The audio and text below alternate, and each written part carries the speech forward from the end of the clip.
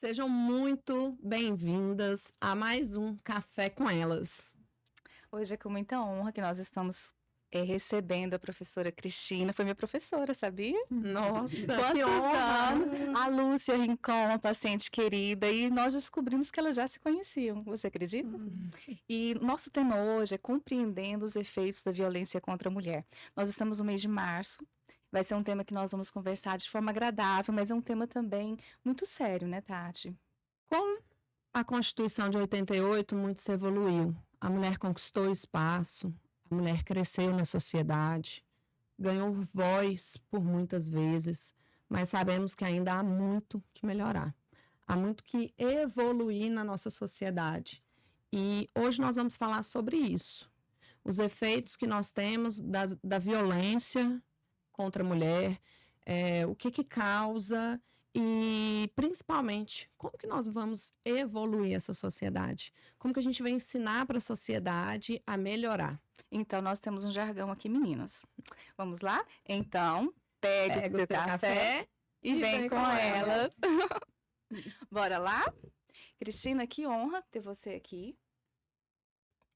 Vamos beber nosso café. Eu queria que você falasse um pouquinho quem é a minha professora, Cristina, a Cristina de todos, a Cristina que ela abrange tanto esse tema mulher e que tem trago consigo uma luta, né? E que tem vencido e tem encorajado tantas mulheres.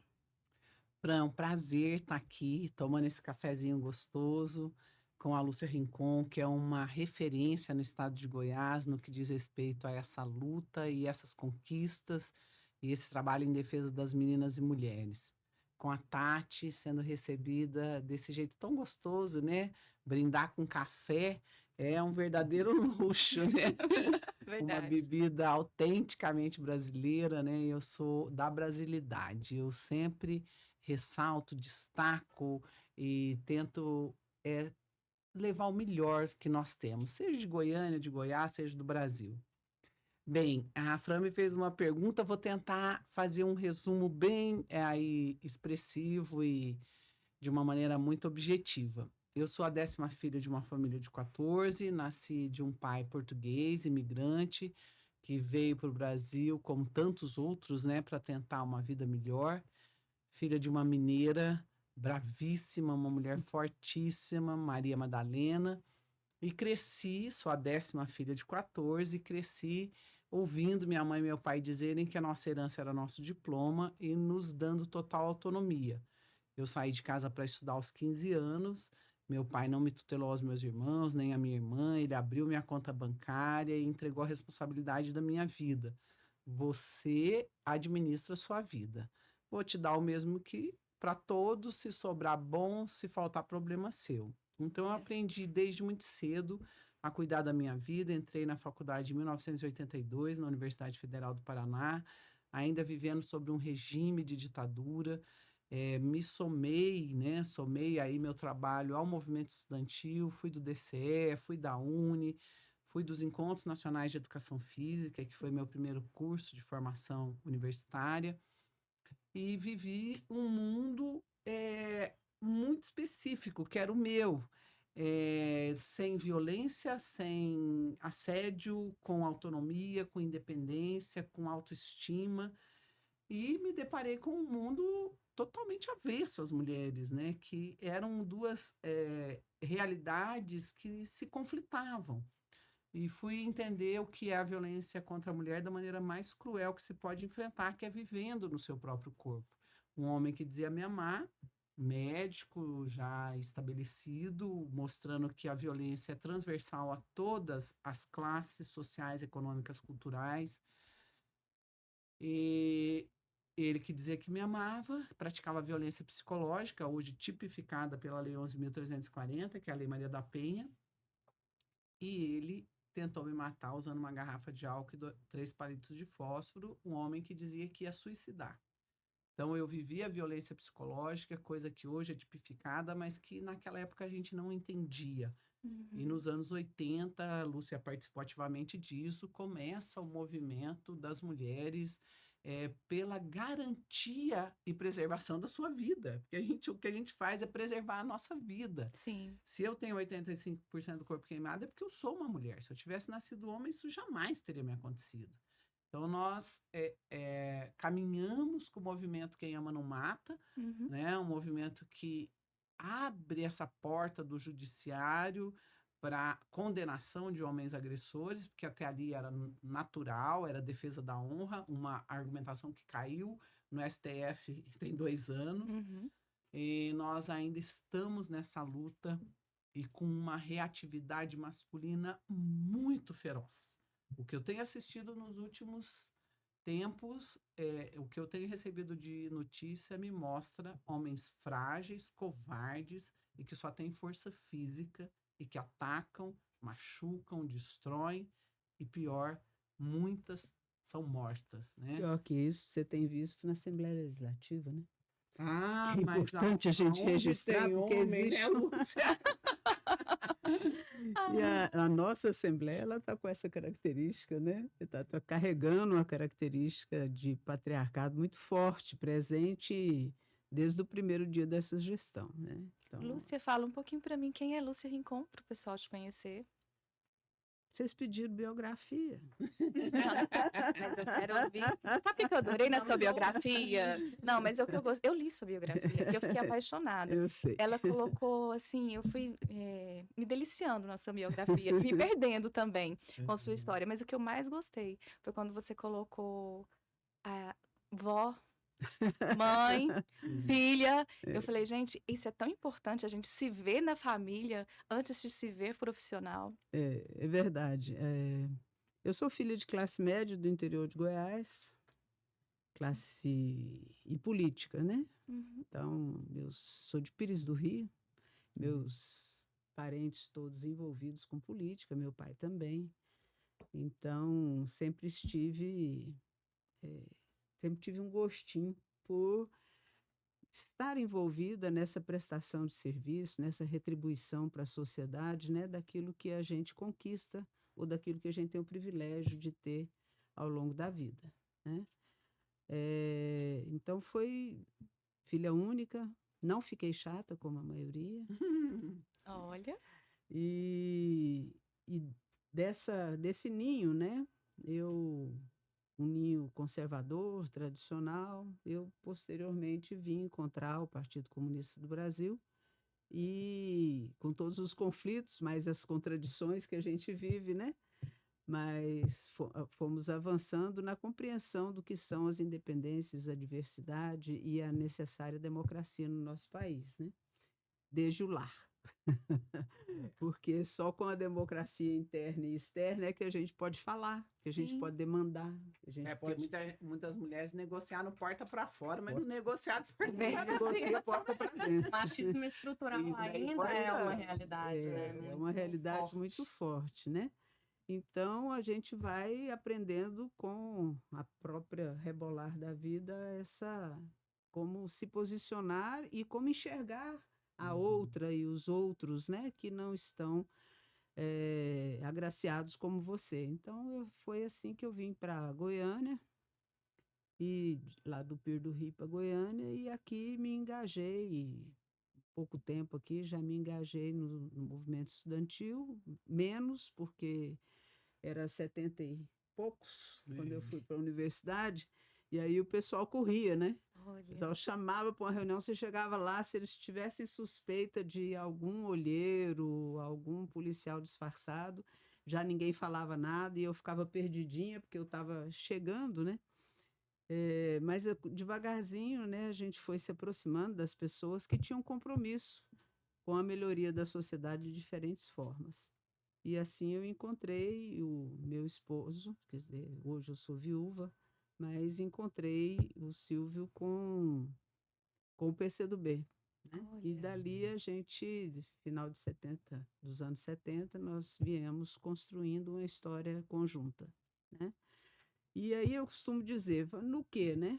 Como é que você parou no movimento feminista? Primeiro que eu tive um companheiro feminista, né? Olha. Então, acho que é bom a gente ter Isso para não ter uma referência de que quem defende as mulheres são só os homens, são São só só as as mulheres, mulheres. e que a luta é contra os homens, né? Então Não. é importante a gente ter presente que os homens muitos são e que a maioria pode ser, né? As Sim, pessoas com acham que não certeza. podem ser porque é efeminado, é não sei o quê, e a gente precisa ter clareza disso, né? Que a violência, o nosso tema, ela está solidificada em cima da negação de muito do ser das pessoas, né? Uhum. E é não reconhecer as possibilidades do outro, né?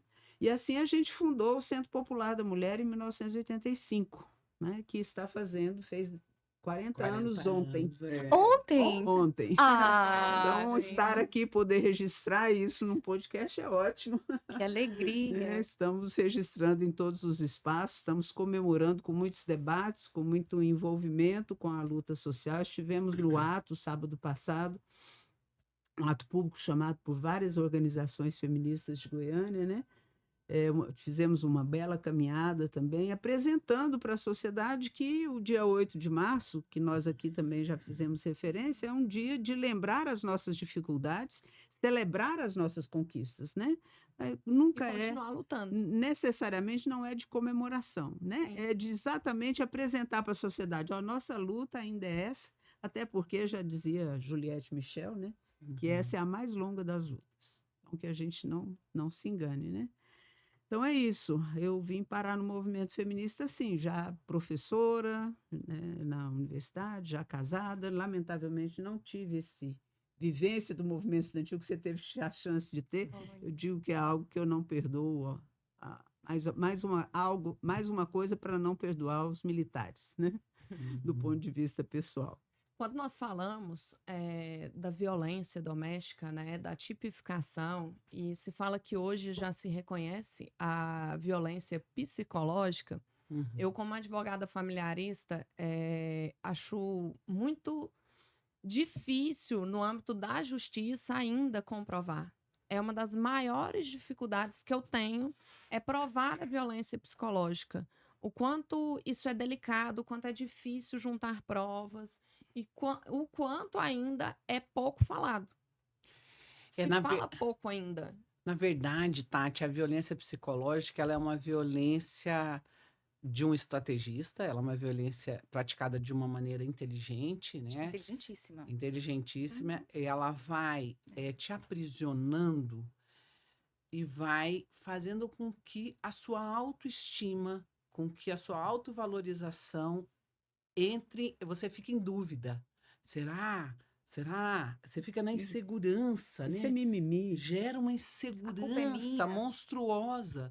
E a tendência é as mulheres carregarem lá amassando o pecado original que a gente precisa romper com essa corrente. Então, religiosamente, socialmente, culturalmente, é imposto à mulher essa culpa, essa responsabilidade. E muitas mulheres não conseguem se desvencilhar disso e compreender que aquilo é violência. Hoje, com o celular, você tem muita coisa gravada, você tem muita conversa, e você tem alguém ao seu lado que em algum momento fala: "Oh, isso não é normal". Porque também uma das estratégias dos homens que praticam a violência psicológica é te afastar das pessoas. É te afastar da família, afastar dos amigos, afastar do meio de Isolamento. trabalho, vai tentando te isolar. Por isso que ela é tão difícil de ser comprovada, de ser compreendida e de ser comprovada, né? O negócio é muito sério, por isso tantos programas, tantos debates, tantos panfletos, cartilhas que Conscientização mesmo. trazem pontos de alerta. Fique alerta com isso. Um homem que tenta te isolar da família, te isolar dos amigos, que quer ver seu celular, e hoje tem mecanismos, tem homens que têm acesso ao celular da mulher sem ela nem sonhar que ele tem acesso. Exato. Sabe Não. de todas as mensagens. Cristina, É um horror. a gente estava comentando aqui nos bastidores, eu vivi um relacionamento abusivo e saí dele tem 1 ano e meio. O meu celular parecia um Big Brother. Eu nunca esqueço a cena do Natal, de ter assim a briga, tudo que teve. E ele falou assim, limpa as lágrimas, agora nós vamos jantar com a sua mãe, e você, por favor, fica quietinha. E eu não podia chegar, ninguém podia ir na minha casa. E aí, o que aconteceu? Eu estava jantando, a lágrima começou a cair, ele me deu assim, sorria. Então, assim, esse relacionamento, essa forma abusiva, e eu pensava assim, onde eu errei? A culpa é minha, a culpa é minha, não é? A culpa é minha. E eu nunca vou esquecer de uma coisa que a Lúcia fez comigo. Eu estava atendendo ela, e ela falou, Fran, tá tudo bem? Tô te achando triste. Seus olhos estão tristes. Eu falei, não, tá tudo bem. Ela falou, tem certeza? Aí eu contei um pouquinho pra ela, mas foi o abraço mais gostoso que eu recebi e mais emocionante. Seguro, né? Sim, porque dar voz à nossa dor é muito difícil, porque a gente tem aquela coisa de se culpar. E não digo só a Franciele, a Cristina, porque a gente passou. Existem tantas mulheres com tantos nomes que têm passado por isso, não é? E A verdade é que existem tantas Francieles que a gente muitas vezes não tem Tantas noção. Cristinas. E Tantas muitas vezes Cristinas. elas nem se compreendem na cena da violência. É isso. E é no daí que cotidiano. acho que veio a isso ideia do podcast. Foi por isso. É. Dar voz a nós mulheres, Café. para que a gente possa encorajar outras mulheres a buscar ajuda, buscar amparo e de alguma forma auxiliar. Eu acho que isso é fundamental e propagar o podcast ao máximo que nós pudermos no palavreado mais simples que a gente conseguir. Isso. Por quê? Porque as mulheres não são iguais, Sim. né? Concordo. Nós vivemos numa sociedade que é de classe, né? E para ela se manter, que é uma sociedade que organiza-se em função da reprodução do capital, o que é isso? Né? Em função dos mais ricos continuarem sendo mais ricos, e com isso nós sabemos que a posição das mulheres na sociedade de submissão, subalternidade, ela favorece esse processo. Então, quando a gente diz que a nossa luta é meio que subversiva, porque ela vai devagarinho, não, deixa a mulherada falar, tal, é porque nós estamos apontando que é possível reverter isso. Liberdade da mulher vai significar menos lucro. Né? Com certeza. Mas por quê? Porque nós recebemos menos, porque nós temos para o mesmo trabalho, e hoje, na última pesquisa que saiu, porque quando eu comecei, era assim, 40% a menos, né? 55% a menos, 45% a menos, e hoje a última pesquisa que nós vimos na semana passada é 22%, mas ainda é diferente. E ainda é diferente o acesso, né? Ontem, E a informação, na segunda, exatamente. saiu o resultado de uma pesquisa das mulheres empreendedoras, mulheres de negócio. Nem 20% das empresas têm mulher na sua diretoria. Isso. E as que são conduzidas por mulheres, essas empresas têm muito mais dificuldade de acessar um capital de empréstimo num banco. Muito mais. Você paga mais alto o seu juro, Isso. você tem que dar mais garantias em relação ao homem. Para o homem é muito mais fácil. E aí, o que a professora Lúcia está falando, a mulher, ela pode sim empreender, gerar capital, mas o capital dela é mais distribuído. Não é um capital que vai ficar personalizado. Já dizia a presidenta Dilma que ao fazer os programas sociais, ela ia colocar o dinheiro na mão das mulheres. Sim. Porque as mulheres cuidam do conjunto da família com esse dinheiro. Exato. Né? E é isso que nós temos registrado sempre. E aqui nessa diferenciação de salários, é bom a gente ter o dado na mão, né? Eu também acho que é importante o que a Cristina está trazendo. Se nós formos ver o percentual entre homens, o salário dos homens negros, porque estão na baixa da pirâmide, né? Sim. Nós temos os homens brancos, mulheres brancas, depois homens negros, mulheres negras. Entre homens e mulheres negras, os homens têm salário 115 vezes superior ao das mulheres negras. Nossa. 115 vezes, então, né? Se nós pegarmos gerentes e diretores, que você falava, a diferença de salário dá de R$ 3.328. E que ensino superior, a diferença para quem tem ensino superior é de R$ 2.900 a menos, né? A média a menos. E a média, no geral, é R$ 762, ou seja, não tem para onde correr. Até entre nós, professoras, É menor. E Sério? professores, o salário Verdade. é menor. Por quê? Porque a gente não tem acesso à informação, vamos dizer assim, o conjunto das mulheres, que a Cristina falava aqui, ela precisa saber, e saber como. Tem informação que hora se ela trabalha 80 horas semanais, E né? esse aí traz a origem do 8 de março, né? Que foi Sim. comemorado no Exatamente. sábado. Sim. Era a equiparação salarial. 129 mulheres que lutavam, reivindicavam a equiparação, porque elas trabalhavam no mesmo local, desenvolviam a mesma função e tinham a mesma jornada. Mas elas ganhavam a metade que os homens. E foram queimadas vivas pelo dono da fábrica para dizer, ó, atenção, não reclamem. Né? E nós conquistamos, né, Lúcia, o ano passado, que é força de lei no Brasil, é equiparação salarial. Olha. Olha a caminhada de 1853 até 2024. Essa foi a caminhada no Brasil para que Formal, nós... né? Formal. A Aham. garantia legal.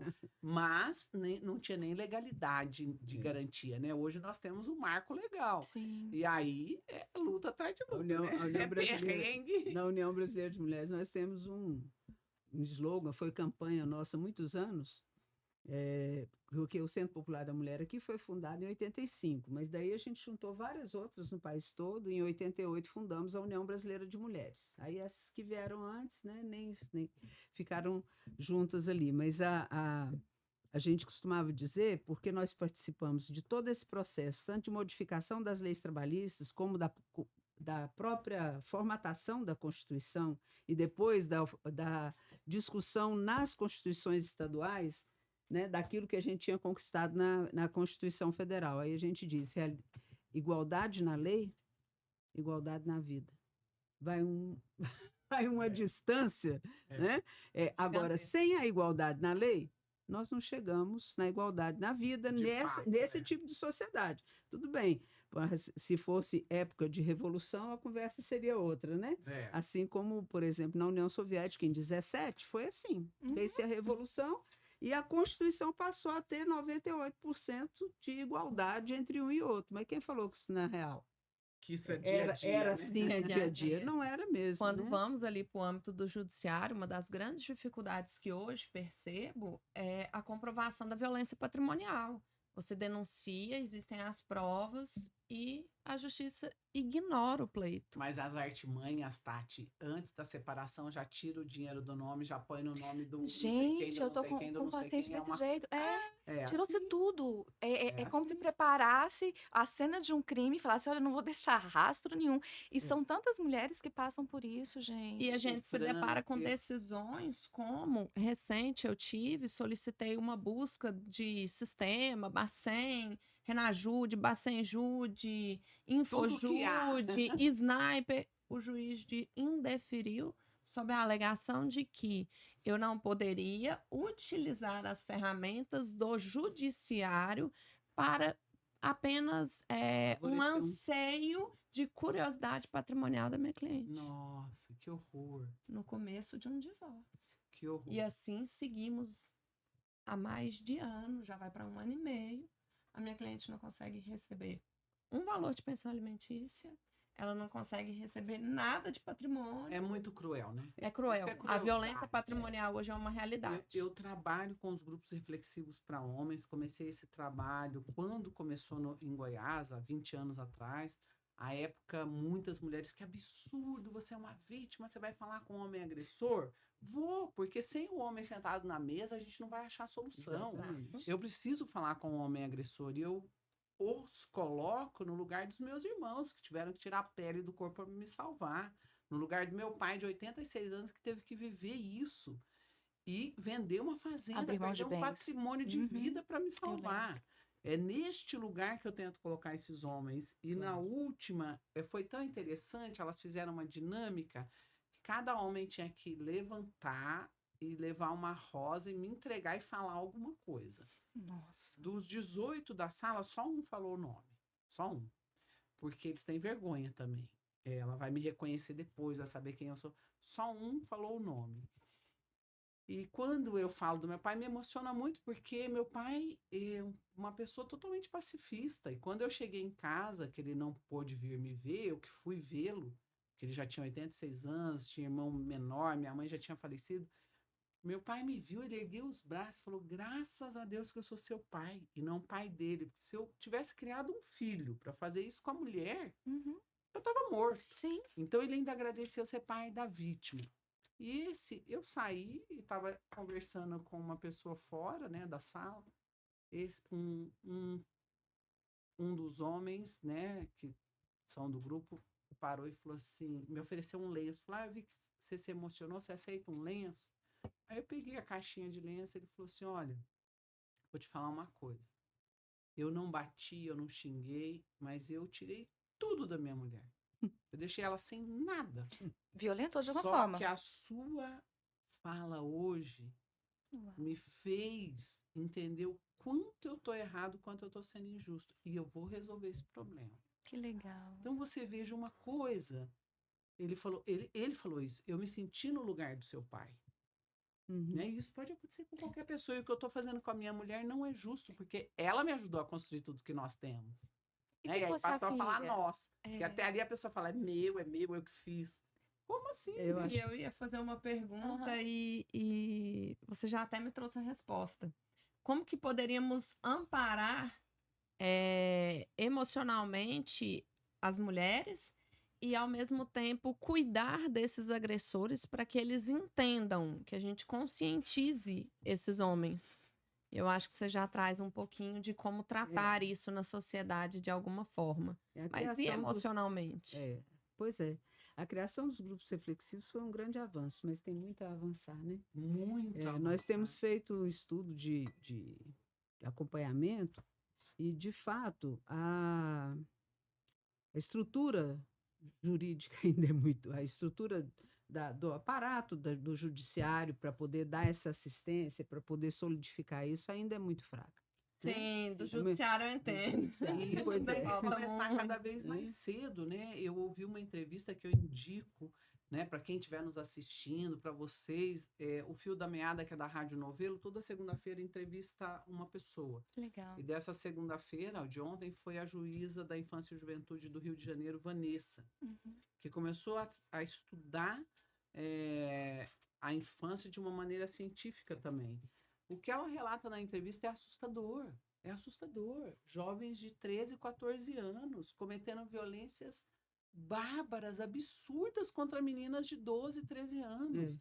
De filmar algum envolvimento, a menina nua e depois fazer chantagem. E os xingamentos, Lúcia, e isso assim, assustador. é o que ela estava dizendo. Até então, o menor infrator eram jovens que roubam, assaltam ou mexem com o tráfico.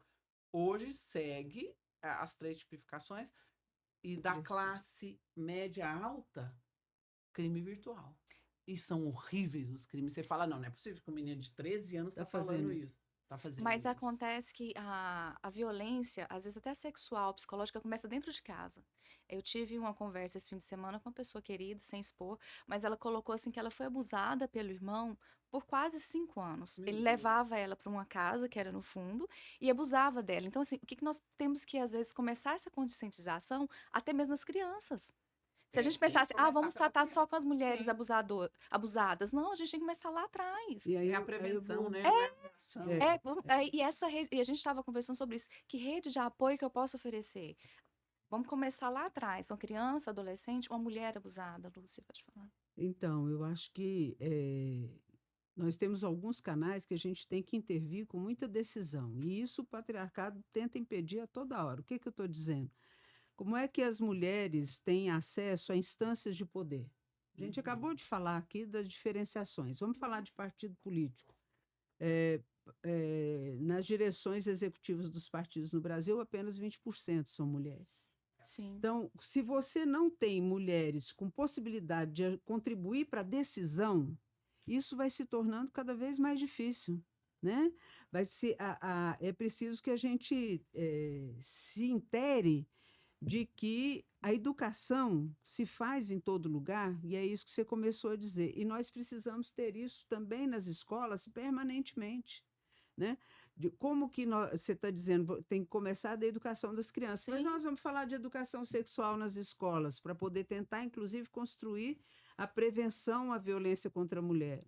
há uma proibição. convulsão na escola, nas escolas privadas. Os pais não deixam de jeito nenhum.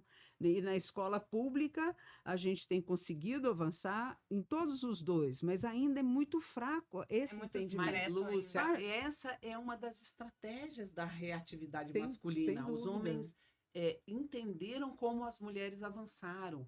E desde que o mundo é mundo, religiosidade e sexo é o que barra, é o que vende, é o que segura, Uhum. né? Então, assim, a reatividade não é que eles acham que não tem que aprender ou entender. Não, isso é uma forma de cercear o avanço e a Exatamente. independência das mulheres. Meninas, e vamos trazer para a prática. Vamos pensar numa mulher abusada. Fui abusada, fui agredida. E aí? Vamos colocar assim o básico, como a Lúcia falou pra gente, para que esse podcast seja informativo nessa área. Exatamente. Fui agredida. E aí? Não precisa ser só uma agressão física. Tô me Física sentindo ou acuada. psicológica. A quem eu devo recorrer? Eu queria que Bem, vocês a falassem um porta de pouco. entrada são as delegacias especializadas no Isso. atendimento à Aham. mulher, que nasce aí nos anos 80, nessa caminhada do A Quem Ama nossa Não foi a Mata. terceira. Aqui em Goiás foi a terceira. Então, Nossa, que a orgulho. caminhada é de muito tempo. E a porta de entrada para a denúncia são as DEANs. Uhum. Aqui nós temos, infelizmente, só 2, né? Goiânia já deveria ter muito mais, sendo a terceira a instituir, nós ainda temos só 2 para uma capital deste tamanho. Uma na região noroeste, no Jardim Curitiba, uma aqui no centro. Certo. Então, essa é a porta de entrada. Lá tem psicóloga, né? Tem a escrivã que vai te receber e vai te orientar em relação a coletar provas. E hoje na Polícia Civil nós temos a sala cor-de-rosa, que é uma sala de acolhimento Sim. e de conscientização, ou não é nem conscientização, é de informação sobre o que pode ser prova. O crime é o quê? É um crime sexual, é um crime patrimonial, é um crime de agressão física, é um crime De assédio no psicológico, trabalho. de assédio no trabalho. Quais são os dados que podem se tornar provas? Então, isso é informado, a mulher é acolhida dentro da Polícia Civil e aí ela vai começando a pensar, não, isso aqui pode ser prova, isso aqui pode ser prova. Ela tem uma orientação cuidadosa, exclusiva para que ela colete essas provas. E aí nós temos daí a Defensoria Pública, que tem o NUDEM, que é o Núcleo da Mulher. Nós temos a Promotoria da Mulher dentro do Ministério Público. Hoje nós temos a Procuradoria Especial da Mulher na Alego. Todas as quintas-feiras nós temos o Grupo Reflexivo para Mulheres, Que horas, que é um Cristina? trabalho que a gente tentou fazer há muito tempo. As Nossa, mulheres, eu quero participar. primeiro que elas têm um monte de coisa e elas não aceitam. Então, hoje, não aceitam que estão doentes, porque você está doente, você Sim. adoeceu. É. Isso é um fato. Então, hoje, nós temos as quintas, das 9 ao meio-dia. Ótimo. Para as mulheres que não têm condição, nós temos o passe de ônibus, tem um lanche e tem o cuidado com a criança, porque tem mulher que não tem onde deixar a criança. Nós temos uma assistida que tem 3 crianças com autismo, né? E 3 crianças que refletem a violência. Você vê... É nítido, né? Você mostra desenho e você vê, inclusive, violência sexual, assim, é uma coisa assustadora o que essas crianças estão vivendo e o que elas vão refletir. E aí você vê num futuro e fala, nossa, mas essa Que pessoa, adulto que vai se olha o tornar. que fez.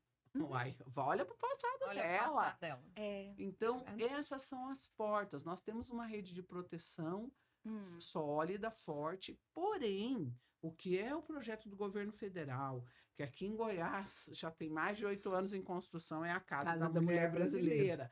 Que aqui eu Que conheço... fez 40 anos ontem. Não. Não é nessa, Casa não. da Mulher Brasileira. A Casa Que é da um- Mulher Brasileira é um projeto, né? que está nacional. dentro da Lei Maria da Penha Ah, e foi trazido aí à realidade Aham. pela presidenta Dilma. Ela Olha. que trouxe a Casa da Mulher Brasileira. O projeto. A que né? eu conheço que realmente funciona é a de Salvador. O que significa isso? É um lugar onde você tem todos esses entes. Eu tenho o legislativo, eu tenho o executivo, eu tenho o judiciário, eu tenho a sociedade civil, porque hoje é um perrengue. Você vai lá na defensoria, que é aqui na Cora Coralina. Aí te mandam ir lá na promotoria, que é lá no Jardim Goiás. Aí te mandam ir na DEAN, que é No lá no IML. centro. Aí te mandam ir no IML, que é lá na vila, pra lá da Vila É Cana. assustador. É assustador. É. Aí chega na terceira te manda pra lá, a mulher fala assim, acho que é melhor eu desistir. Não, eu acompanhando clientes, eu já Vai. cheguei a ficar 6 horas na DEAN para registrar. Pronto, a Casa da Mulher 6 Brasileira, horas. você não vai ter esse problema, entendeu? Que eu espero, né, Lúcia, que saia do papel. A ministra esteve aqui Bom, a semana passada, espero que finalmente, aí com a Coronel Cláudia liderando esse movimento, espero que encerre essa construção, que já está em obra em Goiás há muitos anos. Maravilha. é um É um fato. progresso, né? É um fato. É um Nós progresso. temos também, eu acho que é importante, né? Tem a rede institucional que nem acho que nem fez rede ainda, porque são 2 ou 3, né? Nós não temos rede, né? Não existe Nós a rede. temos, Aí no tá difícil estado de pescar, Goiás, né? tem mais de 200 municípios, né? 246. 246 municípios. Nós temos 20 e poucas delegacias. É muito pouco, né? Né? Elas não dão conta de regiões, quer dizer, eu não digo que tenha que ter uma por município, mas tem que ter uma quantidade que dê segurança. Quer dizer, e a única casa-abrigo tem 8 anos, está sendo construída e não se constrói. Não é casa-abrigo, perdão, a Casa da Mulher Brasileira. É uma estrutura, eu conhecia do Paraná. Conheci. E é uma estrutura assim, quer dizer, sabe um colégio grande? É padrão, né? É um padrão de construção, tem o acolhimento, tem tudo, tem creche, tem Olha. tratamento de saúde, orientação, né? Tem de tudo ali. Essa é uma saída, mas nós temos também os grupos, né?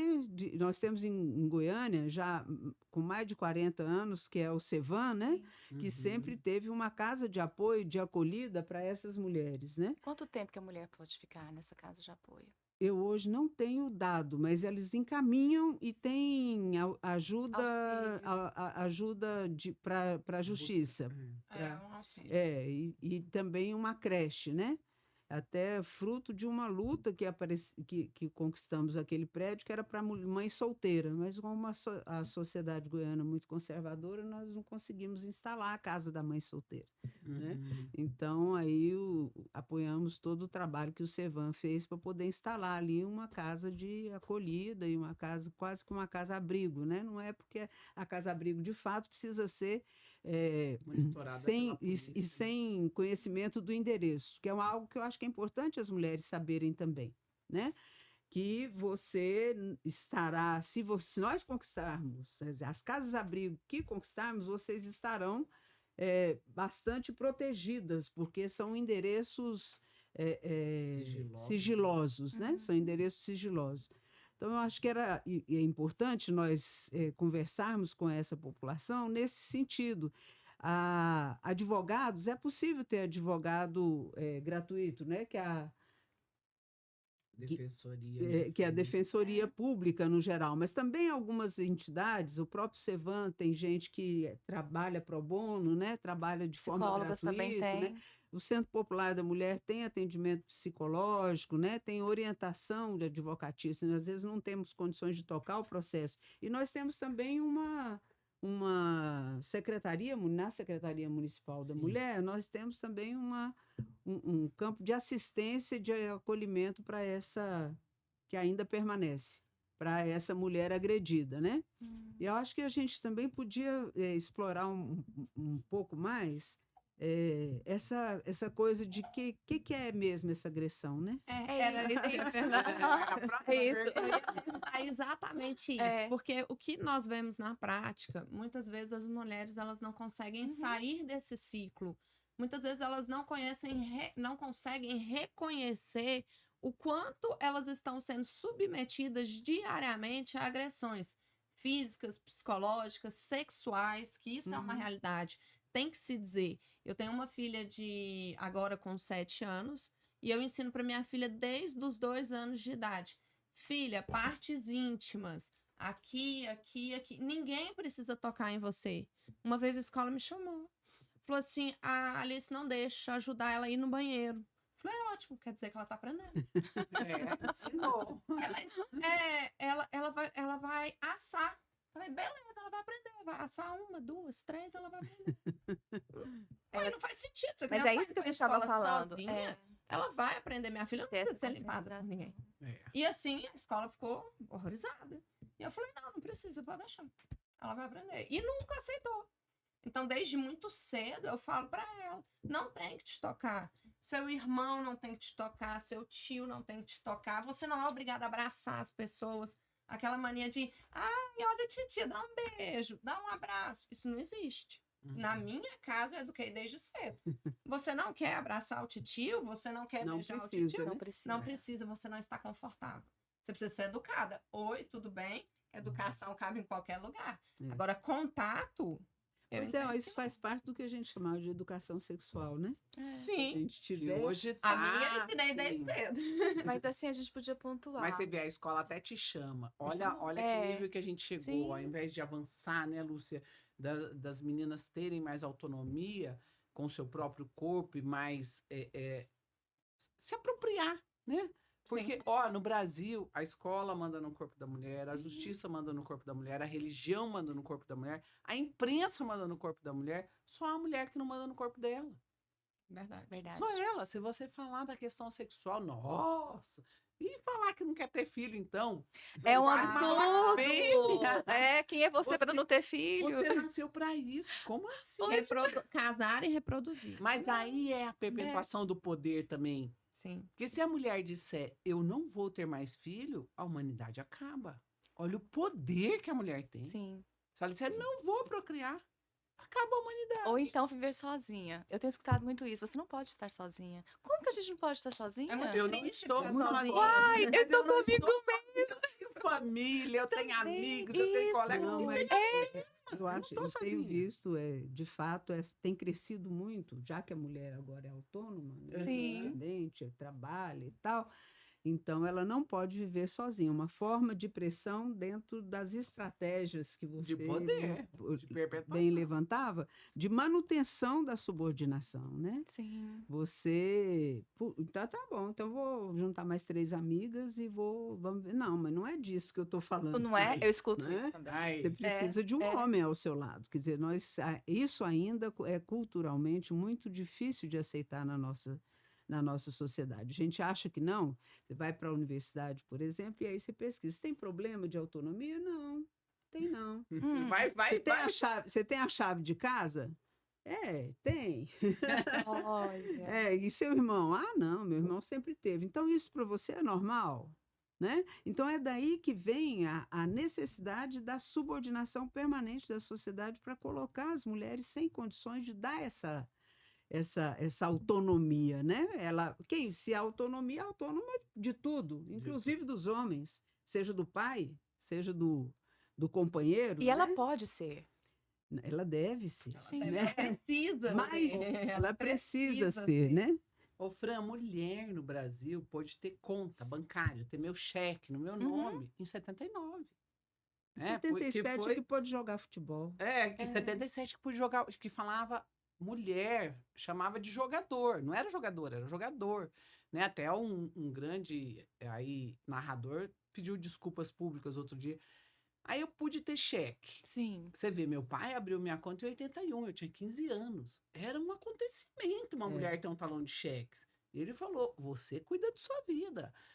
Então você veja, até então, você podia ser a dona da fortuna. Tinha que ter um homem assinando por você. E você acha que esse homem ia deixar barato? Ia deixar barato, assim, se você tivesse um rompimento com ele, ele ia ficar sem nada? Nunca. Então, a perpetuação do poder, e vem lá de trás, né? Sim. A Lúcia é professora, tem mais conhecimento, mas o matriarcado já foi uma sociedade totalmente afetiva, liberta. Mas por quê? Porque não se entendia como que era gerado o filho. Alguns achavam que era do sol, da lua, verdade. que era dos cânticos.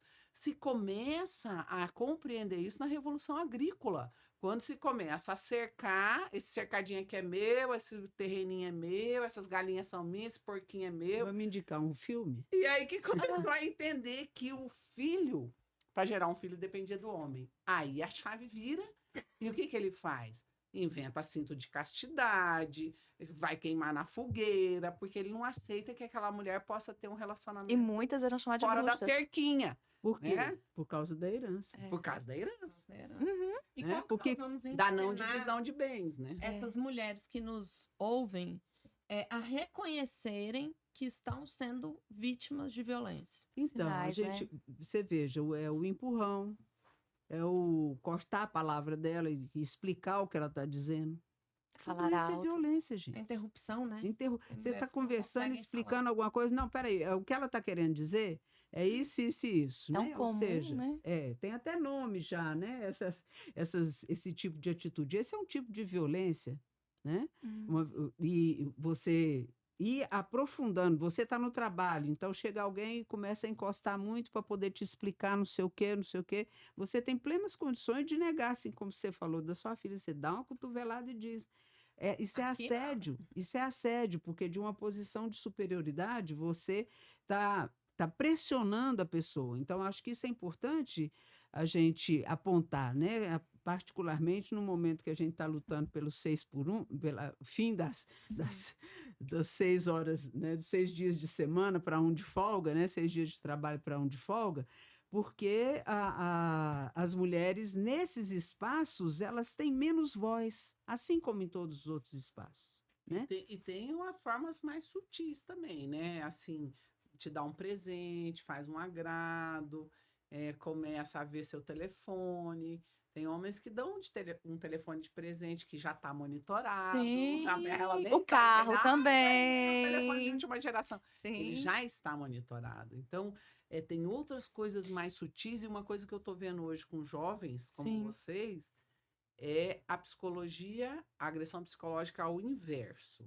Ele não te desmerece, ele não te desqualifica, ele não fala alto, ele fala até muito manso, né? Mas ele te coloca numa posição aonde você vai se sentindo sempre menos. Tipo assim, Fran, você tem uma clínica de estética. Não, mas você é uma fisioterapeuta dermatofuncional fantástica. Você, em breve, vai ter uma clínica de uma quadra no setor Bueno, porque esse é o seu padrão, não menos do que isso. E aí ela fica assim, nossa, ele confia tanto em mim, ele acredita tanto em mim, eu não consigo. Não é que você não consegue, é que naquele tempo isso é impossível para você. Isso pode ser um futuro próximo, mas ele te coloca numa posição que você não alcança naquele momento imediato. Aí que a pessoa começa a pensar, nossa, ele acredita tanto em mim, me apoia tanto, Não e eu estou dando conta. não estou dando conta. Entra no quadro de ansiedade, né? Ansiedade, Cobrança. depressão. Ansiedade. Cobrança. E isso é a violência invertida. Eu estou vendo isso muito com moças jovens hoje que são concursadas, que ganham bem, e eu falo para elas, não entra nesse debate de salário, que vocês nunca vão conseguir resolver, porque o problema está neles. Porque de qualquer forma você vai estar errada. Se você ganhar menos, você está aproveitando dele. Comprou vestido novo, colar, brinco. Se você ganhar igual, você está competindo com ele. Nossa, tá achando agora que pode competir comigo. Se você ganhar mais, amor, você tá humilhando eles. Então, o negócio é o seguinte, Tati. Olha, este problema é seu. Como dizia minha chefe, ema, cada um com seus problemas. Você resolve o seu, que eu resolvo o meu. Eu tô Sim. trazendo Essa dinheiro mala não para é minha, casa. né? E a mulher tenta resolver, tenta amenizar. Não, veja bem, não é bem assim. Não, esse problema não é meu, eu não consigo resolver. Então a gente tem que também, sabe, Tati, começar a entender o que eu posso, o que é a minha carga, o que é a minha responsabilidade, e o que é dividido e o que é dele. Mas você Porque sabe o que tem é coisa que não é sua. professor, o que eu vejo é o seguinte, quanto mais eu leio muito, quanto mais a mulher ela tem conhecimento, ela sabe o poder que ela tem e ela sabe se colocar no lugar que ela merece, que é dela. No spa nós somos 14 mulheres. E chega gente, às vezes chega uma pessoa para oferecer serviço, o jardineiro fala assim: "Tem nenhum homem aqui?" Aí eu falo: "Não, cadê o proprietário?" "Não, pode falar." "Não, mas você?" Então, eu escuto isso, assim, diariamente. Outra coisa que aconteceu também, que me marcou muito, eu viajei com o Matheus e a pessoa chegava a mim e falava assim, sentei, né, era lá a caixa, cadê o restante da família? Verdade. Eu, não, só nós dois. Não, vamos esperar o restante da família para poder servir. Um Pra garçom. fazer o pedido. Aí fazer o pedido. Aí eu falei assim, não, mas peraí, mas é eu e ele. Isso foi há 8 anos atrás. Melhorou-se um pouquinho, mas ainda continua. Porque as pessoas falam assim, viajei novamente com ele agora tem um mês só. O quarto é só para vocês dois? Sim, só para nós dois. Então a gente vê, como que eu falo, uma discriminação. Você sabe que Mas das você famílias viu? monoparentais, Uhum. as dirigidas por mulheres são 92%. Cresceu Então, demais. como é que alguém espera o resto da família? Exato. Né? Então, Verdade. 92% do conjunto das famílias, as mulheres são chefes de família de 52%. Chefe em todos os Né? sentidos, É, emocional, é, social, financeiro. Emocional, eu acho E- que 100%. 99%, né? Se tiver uma mulher, eu garanto que ela é chefe emocional. 101%. Mas eu, Mas vocês viram Aham. essa perrengue aí da Indy Guimarães com a Uhum. companhia aérea americana? Ela foi tirada do lugar dela porque quebrou uma cadeira na outra classe superior e ela tinha que dar o lugar dela. E depois de muita discussão, e eles ameaçando que iam ter que descer todo mundo, e aí colocaram o avião inteiro contra ela. E ela acalmou, foi para outra classe, e aí o que ele falou? Ela chamou o comissário brasileiro e falou: qual que é o critério para tirar eu, justo eu? Por quê? Eu falou assim: um dos critérios é a mulher viajando desacompanhada.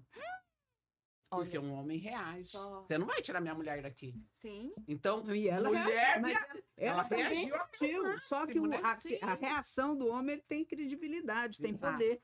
A Era reação um da dos mulher. critérios. É aí. Cadê o Mulher resto da família? desacompanhada. Você tá Cadê o resto? desacompanhada. Mas o que eu penso, assim, e que foi por isso que a gente decidiu esse podcast, é dar voz.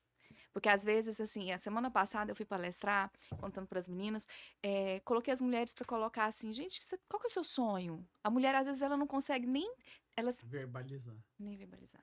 Aí eu sentei, coloquei elas para fazer a dinâmica dos sonhos e uma começou a chorar, chorar. Eu falei, mas qual que é o seu sonho? Ela falou, não sei. Então, quanto mais o autoconhecimento ser gerado, maior informação, a gente colocar, não que você tem que ser melhor que alguém, não que você tem que ser melhor que um homem, não que você tenha que ser melhor que eu, tem que ser melhor que a Tati, mas nós temos que saber o nosso valor e dar voz a essas mulheres. É, O sim, seu potencial. Né? eu acho que, sem dúvida, isso é importante. Assim, é por isso que a gente está aqui, né, falando disso. Por quê, gente? Porque somos seres sociais com os mesmos potenciais. Sim. Então, de onde que se firma a violência? Uhum. Na ideia da inferioridade, da propriedade. Uhum. Isso. Né? Da A mulher é minha e da Muito. religiosidade que Eu vivi na fortalece pele. isso hoje, né? Mas o que é, então? Você é igual? Não, você não é igual, você é inferior. Né? Porque os homens são mais fortes, os homens estão mais presentes na sociedade, os homens têm, por estarem no espaço público, são legitimados pela ideologia mesmo assim do machismo, Uhum. né? Como sendo os donos das pessoas. É dono do filho, é dono da filha, disso inclusive vem um monte de percentual, um percentual altíssimo, de que quem é o maior agressor são os parentes. Né? E dentro dessa perspectiva. Então, acho que a chamada que tem que dizer para as mulheres é o seguinte: tá bom, não precisa, mas não há que estar esperta com relação a seus projetos. É que a gente não tem projeto, a gente vai viver na vida conforme ela vai acontecendo e não questiona. E acho que é importante a gente questionar, né? Aprender e manter sempre aquele veio da juventude, né? De questionar as coisas que estão questionando em nós. Não agradou? É preciso questionar. Né? Eu até nem interrompi, porque acho que fluiu tão bem. Eu ia pedir para a gente trazer uma mensagem final. Já? Tanto que fluiu, gente, incrível. Mas é exatamente sobre isso, né? Acho que nós, mulheres, precisamos ter comando sobre as nossas próprias vidas. Dar voz é isso.